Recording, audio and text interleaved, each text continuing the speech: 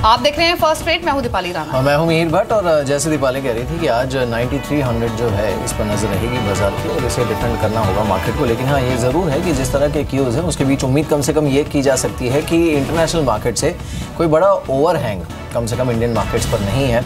Overhang अगर होगा तो वो होगा निफ्टी बैंक पर, and that two of ICICI bank numbers. बिल्कुल, नंबर्स जो हैं वो मार्केट बंद होने के बाद एक्सपेक्टेड है, लेकिन मुनाफा भले ही बढ़ सकता है। ऐसा माना जा रहा है कि प्रोविजंस जो हैं वो बढ़ सकते हैं और उसी की वजह से स्लिपेजेस भी बढ़ने की आशंका, जिसकी वजह से अर्निंग्स पर एक प्रेशर दिख सकता है। तो ICICI बैंक पर नजर रहेगी।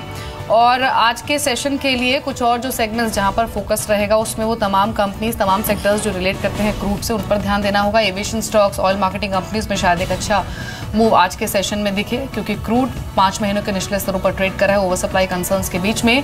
इंफ्रा स्टॉक्स पर ध्यान दे सकते हैं। IRB इंफ्रा के अलावा MEP infra, Sterlite tech, Reliance infra, ये तमाम वो शेयर्स हैं जिन पर एक अच्छा मूव शायद आज के सेशन में दिखे इस खबर के बीच में। जो छोटे बैंक हैं वहाँ पर पिछले 2-3 दिनों में अच्छा मूव देखा गया है, तो वहाँ भी एक एक्शन शायद आज के सेशन में कंटिन्यू होता दिखे। स्पेशली जो 2 सेशंस थे वो काफ़ी अच्छा थे इन टर्म्स ऑफ रिटर्न्स या फिर इन टर्म्स ऑफ मूव। लेकिन इसके अलावा कुछ और खबरें जो कि आज ओपनिंग से पहले इंपॉर्टेंट है, उसमें एक ये कि फिच ने जो इंडिया की सोवरेन रेटिंग है वो अनचेंज रखी है BBB नेगेटिव पर। ICICI बैंक के अर्निंग्स की हमने बात की। 30 और ऐसी कंपनियां हैं जिनके आज Q4 नंबर्स जारी होंगे। उनमें Ajanta pharma, intellect design, V-Mart, ये कुछ क्रूशल नंबर्स होंगे। साथ ही इसके अलावा फेड की आज बैठक एंड हो रही है और देखना होगा क्या आउटकम निकल कर आएगा। हालांकि प्रोजेक्शंस है कि रेट्स में कोई बदलाव नहीं होगा। इस बीच इंडिकेटिव एक्शन की शुरुआत हुई है। निफ्टी बिल्कुल फ्लैट अभी ट्रेड कर रहा है, 5 अंक नीचे 9310 के लेवल्स पर। सेंसेक्स में करीब 32 अंक की बढ़त अभी देखी जा रही है। ऑरोबिंदो फार्मा करीब 2% ऊपर ट्रेड कर रहा है, लेकिन पेंट स्टॉक्स में अच्छा मूव। एशियन पेंट्स इनफैक्ट शुरुआत में 4% का सपोर्ट दिखा रहा है। क्रूड का एक ट्रिगर हो सकता है। रुपए की इस बीच ओपनिंग हुई है। कल रुपया बिल्कुल फ्लैट बंद हुआ था, लेकिन अभी करीब 64.12 पर ये ट्रेड कर रहा है, यानी 9 पैसे की मजबूती के साथ रुपए की शुरुआत हुई है। लेकिन फास्ट मनी में हर रोज हम ठीक 7:30 बजे आपको 20 ट्रेड्स बताते हैं। उन ट्रेड्स को एक बार फिर से देख लेते हैं।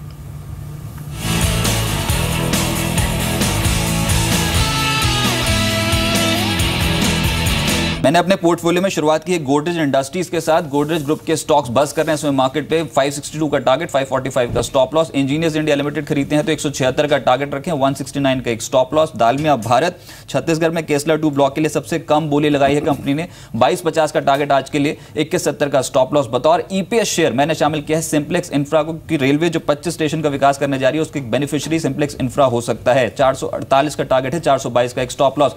गिनी फिलामेंट्स टेक्सटाइल से जुड़ी कंपनी बस कर रही है मार्केट में, 48 का टारगेट, 44 का स्टॉप लॉस। वेल्सपन इंडिया एक और स्टॉक जो टेक्सटाइल्स जुड़ा हुआ है, 103 के टारगेट के लिए अप्रोच कर सकते हैं आप। टूरिज्म फाइनेंस और मिंडा इंडस्ट्रीज दोनों को ही पोजीशंस आप पॉजिटिव लगा सकते हैं आज के सत्र में।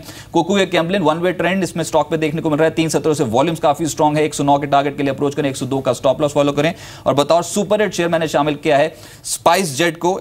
स्ट्रॉन्ग मूव एविएशन स्टॉक्स पे एक्सपेक्टेड है, जिसमें spice jet multi year high पे कामकाज कर रहा है। 119 का टारगेट, 110 का स्टॉप लॉस। जेएम फाइनेंशियल के साथ मैंने शुरुआत करी थी, जहां पे नतीजों को आज पॉजिटिव साइड पे इंपैक्ट देखने को मिलेगा। जेएम फाइनेंशियल में खरीदारी करें, 121 का टारगेट होगा। मैरिको नंबर्स तो अच्छे आए हैं, उसके साथ साथ वॉल्यूम ग्रोथ डोमेस्टिक मार्केट में वो एक पॉजिटिव ट्रिगर है। आज के लिए 327 का टारगेट लेकर खरीदारी करें।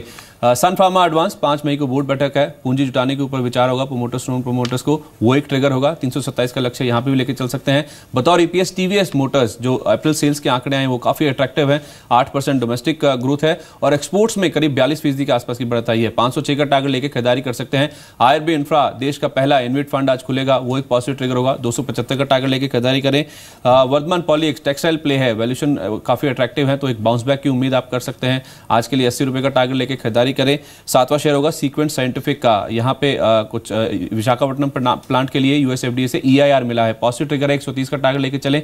एकमात्र सेल कॉल था HDIL। कल क्रेडिट स्विस सिंगापुर ने 24 लाख शेयर बेचे 90 रुपए के भाव पर, उसका रिफ्लेक्शन आज भी दिखेगा। 87 का टारगेट लेकर बिकवाली करे। जेट एयरवेज क्रूड 5 महीने के निचले स्तर पर है, उसका फायदा देखने को मिलेगा। 545 का टारगेट होगा आज के लिए। और बतौर सुपर हिट शेयर मैंने आज शामिल किया रिलायंस डिफेंस को। CDR से बाहर आने की मंजूरी मिली है, वो एक पॉजिटिव ट्रिगर है। 70 रुपए का टारगेट होगा आज के लिए, 67 का स्टॉप लॉस रखें। तो ये थी वो पिक्स जिस पर आज आप नजर रख सकते हैं। एंड देखिए प्री ओपन में निफ्टी अब 9350 के पार है, 9357 का लेवल देखने को मिल रहा है। एक बार गेनर्स देख लेते हैं जहां पर अच्छी स्ट्रेंथ देखने को मिल रही है। हमारे साथ राकेश बंसल हैं, समित चौहान है और साथ ही TS हरिहर मौजूद है। Morning to all of you.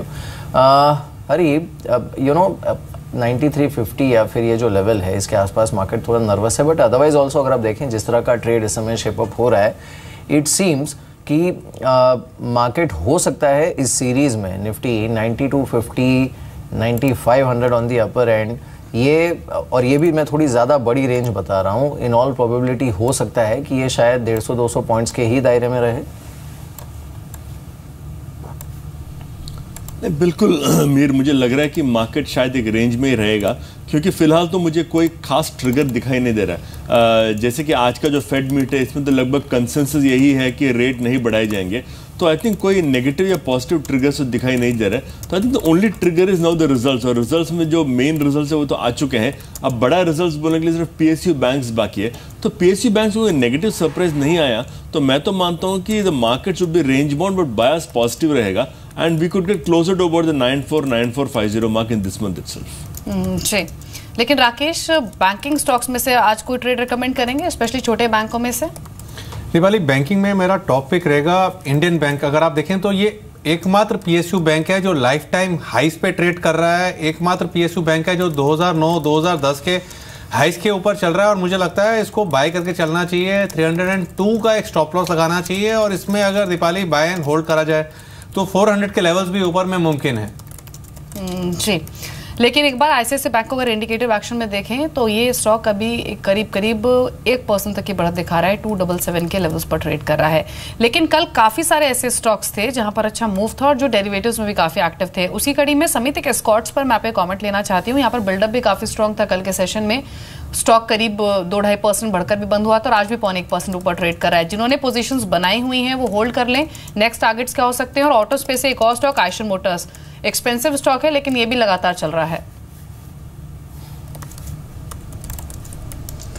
देखिए दीपाली, अगर एस्कॉर्ट्स की बात करें तो लास्ट 3-4 वीक्स में ये स्टॉक ने कुछ नहीं किया था। इनफैक्ट ये नैरो रेंज में ट्रेड हो रहा था, हार्डली 15-20 पॉइंट की इसकी रेंज बन चुकी थी, और कल हमने उसमें एक अच्छा खासा पॉजिटिव ट्रैक्शन देखा है। स्टॉक और ऑल टाइम हाइस पे जाके बंद हुआ है, तो ये मोमेंटम और बरकरार रह सकता है। इसमें इमीडिएटली आप देख सकते हो 574-578 के लेवल्स आने वाले 1 या 2 दिनों में आते हुए, तो जिन्होंने लिया हुआ है वो डेफिनेटली बने रह सकते हैं। 553 का भी इसमें एक स्टॉप लॉस होगा और ये बने रह सकते हैं। ये मोमेंटम और एक्सटेंड होगा, एटलीस्ट यहाँ से 2 से 3% की मूव हम देख सकते हैं। आयशर मोटर्स की बात करें तो ये स्टॉक ने कल हमने हायर लेवल से एक स्ट्रॉन्ग सेलिंग प्रेशर देखा है, वॉल्यूम एक्टिविटी बढ़ गई है, तो उसके चलते हमें लगता है ये प्रॉफिट बुकिंग और थोड़ी एक्सटेंड होगी। ये स्टॉक 25,200-25,000 के लेवल्स आने वाले 2 या 3 दिनों में देख सकते हैं। तो अगर किसी ने इसमें ऑलरेडी लॉन्ग पोजीशन ली हुई है तो ये एट करंट लेवल और माइनर बाउंस बैक पे इसमें एग्जिट करना चाहिए। राकेश, आप एक बार आईसीआईसीआई बैंक का चार्ट देखिए और तीनों ही सिनारियों में आपको लाइकली मूवमेंट किस तरफ लग रहा है? एक बिलो एक्सपेक्टेशन, दूसरा मीटिंग एक्सपेक्टेशन एंड तीसरा बेटर देन एक्सपेक्टेड। देखिए मीर, मार्केट अगर चार्ट्स को देखें तो चार्ट्स तो ये कहते हैं कि अबव एक्सपेक्टेशन आना चाहिए, और स्टॉक एक्यूमुलेशन के अंदर घूम रहा है और मौजूदा स्तर 275 के हैं, और स्टॉक टेक्निकली ऐसा लगता है कि एक ब्रेकआउट के लिए बेस बना रहा है, और एक बार ये स्टॉक 290 के ऊपर निकलेगा तो मीर काफ़ी बड़ा ब्रेकआउट होगा, तब 335-340 के लेवल्स देखने को मिल सकते हैं। As of now stock accumulation में है। अगर किसी कारण से नतीजों से पहले या नतीजों के बाद स्टॉक 264 के नीचे क्लोजिंग लेता है, तब इस एक्यूमुलेशन पैटर्न का जो है एक फेलियर होगा, तब एक गिरावट देखने को मिल सकती है टूवर्ड्स 235-240। तो लेवल्स पे नजर रखनी चाहिए। एज ऑफ नाउ मेरा ऐसा मानना है कि बाइंग करके चलना चाहिए। अगर ये स्टॉक डिसाइसिवली 264 के नीचे निकलता है तब पैनिक या घबराहट होनी चाहिए, एल्स एक्यूमुलेशन में है और चांसेस 80% प्रोबेबिलिटी मुझे ऊपर की साइड की ब्रेकआउट की ज्यादा लगती है। जी, हरी इन्वेट को काफ़ी पॉजिटिव ट्रिगर माना जा रहा है पूरे ही इंफ्रा स्पेस के लिए, लेकिन जो कंपनी अपने इन्वेट प्लान कर रही हैं उनमें से आपको स्टॉक चेस करने की सलाह देंगे क्या? फॉर इंस्टेंस रिलायंस इंफ्रा की कल खबर ही आई थी मार्केट क्लोजिंग से ठीक पहले कि लो फंड टारगेट के साथ उन्होंने रिवाइज्ड पेपर्स फाइल किए हैं इन्वेट के। इसके अलावा Sterlite tech, MEP infra already planning कर रहे हैं। इनमें से कोई शेयर आप रिकमेंड करेंगे क्या? नहीं, मेरा फेवरेट तो फिर भी IRB इंफ्रा रहेगा। आई थिंक इन्वेट मेरे ख्याल से एक बहुत इम्पोर्टेंट डेवलपमेंट है, क्योंकि इससे काफ़ी हद तक IRB के फिनेंसेस में सुधार होगा, क्योंकि लगभग 4000 से 5000 करोड़ का जो अमाउंट रेज होगा, इससे काफ़ी हद तक मेरे ख्याल से इसके फाइनेंशियल्स को फ़र्क पड़ेगा। और आई थिंक एक और बात ये भी है कि ये इंडिया में पहला इन्विट है और there is no history of InvIT still date, तो ये भी देखना पड़ेगा कि इसका आउटकम कैसा आता है। But definitely I think IRB fundamentally हम लोग बहुत पॉजिटिव है, तो even after the InvIT we continue to positive on IRB infra. 350 का टारगेट हमारा IRB पे। खैर इंफ्रा स्टॉक्स में हमने कल भी अच्छा रुझान देखा था। अब देखिए इंडिकेटिव टिक्स जो फ्रीज हुए हैं उसके बाद देखते हैं। निफ्टी 9344 पर है, करीब 31 पॉइंट्स ऊपर इंडिकेटिव टिक्स के बाद। इसमें गेन जहां पर देखने को मिल रहे हैं उन स्टॉक्स में कोल इंडिया है, भारतीय इंफ्राटेल है, HDFC bank, ONGC, Wipro, doctor Reddy's, ये काउंटर्स हैं जिस पर अच्छा मूव देखने को मिल रहा है। मिड कैप में देखते हैं। मिड कैप में कल भी हमने अच्छा एक्शन देखा था। इनफैक्ट जब फ्रंटलाइन इंडेक्स स्ट्रगल कर रहा था उस समय भी हमने देखा कि मिड कैप में रुझान ठीक था। वो खरीदारी आज भी कंटिन्यू करते हुए यूनाइटेड ब्रूरीज, खैर यहाँ पर खबर भी है कि हैनिकन यहाँ पर अपना स्टेक बढ़ाएगा, तो वो 2.5% ऊपर है। TVS Motors, GSPL, IRB infra, ये कुछ काउंटर्स हैं जिस पर अच्छा मूव देखने को मिल रहा है। Followed by Godrej industries, Emami. In fact Godrej group के सारे ही स्टॉक्स में कल हमने बहुत अच्छा मूव देखा था। देन देयर इज थर्मैक्स समेत जो मिड कैप है इसमें अब बेट कहाँ पर करना चाहिए, बिकॉज देखिए डेली मिड कैप इंडेक्स को देखकर ये लगता है कि ये ओवरबॉट है, ओवर हीटिंग है यहाँ पर। At the same time stocks यहीं पर चल भी रहे हैं, कल भी हमने ये देखा।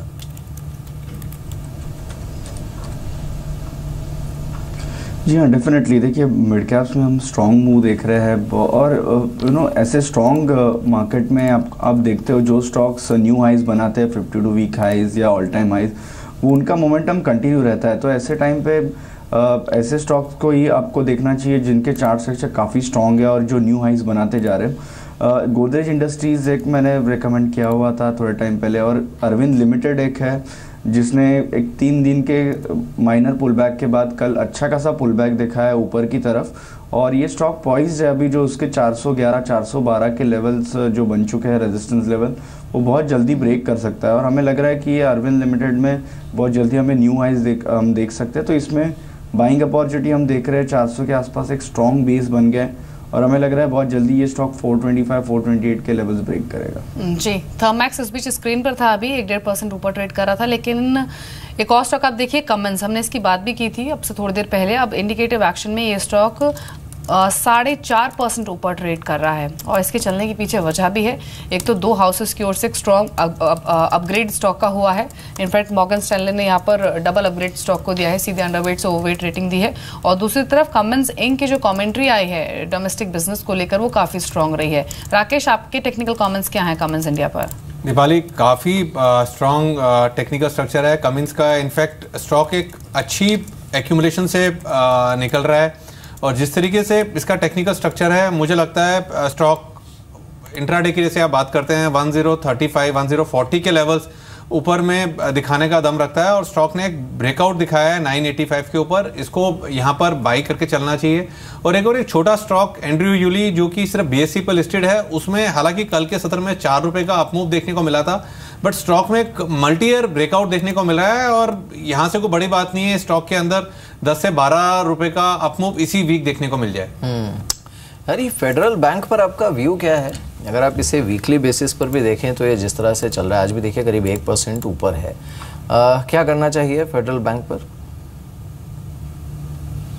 तो मुझे तो लगा कि फेडरल बैंक एक लॉन्ग टर्म अपमूव में है। इनफैक्ट मैं कुछ देर पहले भी जिक्र कर रहा था कि हम लोग 95-96 से स्टॉक को रेकमेंड कर रहे हैं, और इवन एट दिस प्राइसेस हमें लग रहा है कि ये स्टॉक में काफ़ी अपसाइड बचा हुआ है। ऐसी मुझे लग रहा है कि it's a very strong acquisition candidate, और शायद अभी नहीं तो अगले 1-2 साल में ये एक बहुत स्ट्रॉन्ग एक्विजिशन कैंडिडेट बन सकता है, क्योंकि अपार्ट फ्रॉम बीइंग प्रॉफिटेबल इसका रिटर्न ऑन इक्विटी भी काफ़ी हाई है, और क्वार्टरली रिजल्ट्स भी काफ़ी इंप्रेसिव रहे हैं। तो मुझे लगता है कि it could become a very interesting acquisition target over the next 2 years. तो हम तो ये स्टॉक में बहुत पॉजिटिव हैं, और हमारा टारगेट अराउंड 140 तक का है स्टॉक।